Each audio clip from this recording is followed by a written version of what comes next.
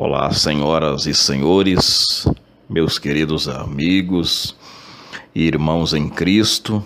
Eu quero nesta noite cumprimentar a todos vós com a doce paz de nosso Senhor Jesus Cristo.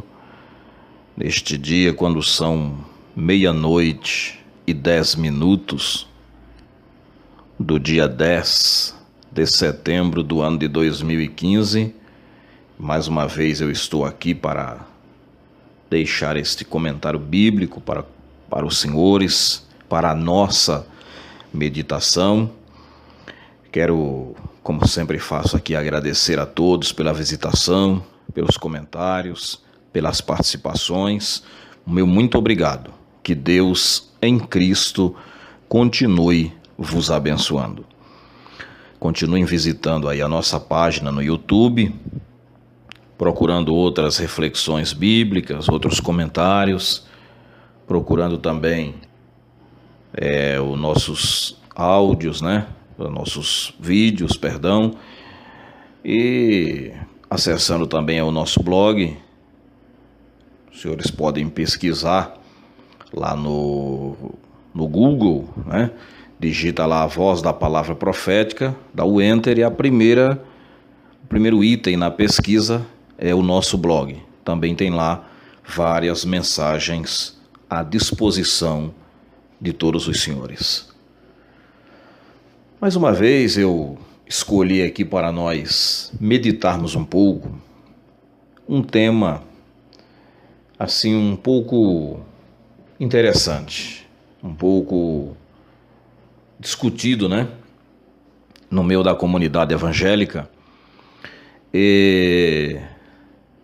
É um livro que nos causa sempre uma curiosidade, o livro de Apocalipse. Nós vamos meditar nesta noite no juízo final. Um grande tema, Um tema profundo, complexo, e que demandaria de nós aí pelo menos umas 3-4 horas de estudo bíblico aprofundado para chegarmos aí a um consenso de todos os desdobramentos desse tema tão profundo. Mas como nós não dispomos de tudo isso, nós vamos aqui tentar fazer uma síntese desse tema e as lacunas que precisar ser preenchidas aí pelos senhores, as dúvidas, os comentários. Os senhores podem mandar aí na página do YouTube ou entrar na nossa página aí no Facebook, e fazerem a sua pergunta, tirar suas dúvidas, Na medida do possível, nós vamos aí respondendo ou pelo menos auxiliando os senhores na assimilação deste tema tão profundo. Então vamos à nossa leitura bíblica. Para essa feita, nós leremos no livro do Apocalipse, no capítulo 20, e do versículo 11 até o versículo de número 15. Eu estou lendo uma tradução de Almeida, revista e corrigida, mas os senhores podem ler na tradução de Almeida atualizada, podem ler na nova versão internacional, podem ler na tradução do Novo Mundo, podem ler na Bíblia na linguagem de hoje, podem ler também em várias traduções católicas, como da editora Ave Maria, e várias outras traduções que os senhores tiverem à sua disposição. O texto é o mesmo, só muda alguns parâmetros de ortografia, mas o parâmetro, a leitura, o conteúdo da leitura é o mesmo. Então vamos lá. Apocalipse capítulo 20, versículo de 11 até o versículo de número 15, que está escrito assim: E vi um grande trono branco, e o que estava sentado sobre ele, de cuja presença fugiu a terra e o céu, e não se achou lugar para eles. E vi os mortos, grandes e pequenos, que estavam diante do trono, e abriram-se os livros, e abriu-se outro livro, que é o da vida, e os mortos foram julgados pelas coisas que estavam escritas nos livros, segundo as suas obras. E deu o mar os mortos que nele havia, e a morte e o inferno deram os mortos que neles havia, e foram julgados cada um segundo as suas obras. E a morte e o inferno foram lançados no lago de fogo. Esta é a segunda morte, e aquele que não foi achado escrito no livro da vida também foi lançado no lago de fogo. O tema do juízo final é um tema profundo.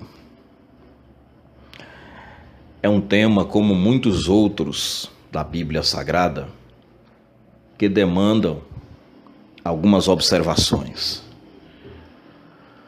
que demanda um certo bom senso para reconhecermos que não somos donos da verdade, né?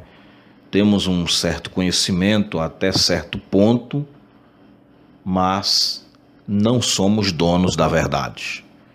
Existem outras interpretações, existem outros pontos de vista, existem outras análises do mesmo assunto e muitas delas devem ser consideradas. No entanto, o que eu passarei aqui é a minha análise, é o meu ponto de vista, é aquilo que o Senhor Deus colocou ao meu coração diante destes anos de estudo da Bíblia e das interpretações que o Espírito Santo vem facultando ao meu coração nestes anos de estudo das Escrituras Sagradas. Quando se trata de juízo, evidentemente que estamos falando do tema julgamento. Estamos falando de tribunal. Estamos falando de sentença. Estamos falando de um juiz. E estamos falando de réus. Quem serão estes réus no juízo final? No livro que nós lemos, torna bem claro esse assunto. A Bíblia diz: e vi os mortos, grandes e pequenos, todos aqueles que um dia morreram, que um dia desceram à sepultura, que um dia viveram nesta terra e vieram a perecer e vieram a tombar, voltarão no dia da grande convocação para comparecerem diante do trono branco que se estabelecerá e serão julgados segundo as suas ações. Este trono será presidido pelo próprio Senhor Jesus Cristo. Daniel, lá no capítulo 3, no capítulo 2, quando ele via a imagem de Nabucodonosor, o sonho da estátua, e lá no capítulo 7 também, ele fala de um trono, e fala do ancião de dias assentado neste trono. Este ancião de dias era o próprio Senhor Jesus Cristo. É ele que presidirá esse julgamento assentado no trono. Quem serão julgados? Todo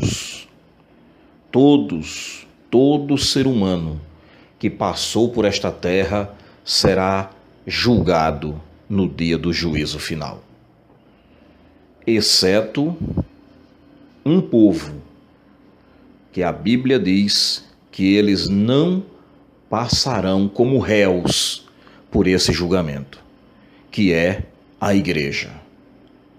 Os salvos, os santos, aqueles que servem a Deus verdadeiramente, que andam em retidão na presença de Deus, que vivem uma vida de pureza aqui na terra e de santidade. Segundo o apóstolo Paulo, quando ele escreve à igreja de Corinto, ele diz que a igreja, ela comparecerá no dia do juízo final, mas não como réu. Ela comparecerá como ajudante, como se fosse um júri. Ela participará do juízo final para julgar o mundo e, segundo a Bíblia, para julgar os próprios anjos. Evidentemente que quando a Bíblia diz aqui que julgaremos, que a igreja julgará os próprios anjos, tem-se a interpretação de que a Bíblia não está falando dos anjos puros, que estão do lado do trono de Deus para julgar com ele. Evidentemente que a Bíblia pode estar falando dos anjos caídos, que serão julgados também no dia do juízo final. O certo é que em João 5:24, o Senhor Jesus ele diz que na verdade vos digo, que aquele que ouve a minha palavra e crê naquele que me enviou tem a vida eterna e não entrará em condenação. Em outra tradução diz, e não entrará em juízo. Não será vítima do juízo de condenação, que é o juízo final, pois crê em Jesus e recebeu nele a liberdade de não ser vítima desse juízo. Lendo a Bíblia, nós encontramos nela pelo menos 3 juízos, 3 julgamentos. O primeiro julgamento de que a Bíblia fala é o julgamento intitulado de Tribunal de Cristo, que é o julgamento da igreja. Desse ela participará. Segundo o apóstolo Paulo escrevendo aos Coríntios, ele diz que quando a igreja for arrebatada, ela será submetida a um tribunal. Ela será submetida a uma avaliação. Mas este tribunal e esta avaliação não são o juízo final. Porque do arrebatamento da igreja até o juízo final, nós teremos uma centena de anos de diferença. Então não pode ser a mesma coisa. Nesta avaliação, a igreja não será condenada, porque uma vez sendo justificada pelo sangue de Cristo, ela não pode mais ser condenada.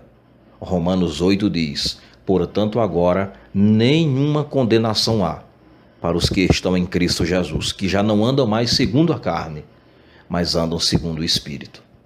Então, esse juízo da igreja não será um juízo de condenações, será um juízo apenas de avaliação. A igreja será arrebatada e, após ser arrebatada, ela participará do tribunal de Cristo, onde será avaliado o trabalho que cada cristão fez aqui na terra, a forma que ele se portou, a forma que ele tratou o seu irmão, e outros itens mais serão observados no dia da avaliação. Então esse juízo não é o juízo final. Em Mateus capítulo 25, nós encontramos também um outro juízo ali, quando Jesus ele fala de uma classe de juízo que acontecerá ali. Bem, muitas pessoas interpretam aquele juízo de Mateus como juízo final, mas na minha humilde opinião, ele não é o juízo final. Eu não tenho tempo aqui para tentar provar isso, né? O nosso tempo é exíguo, é curtíssimo, mas eu deixarei apenas algumas observações que me dizem que aquele juízo ali de Mateus 25 não é o juízo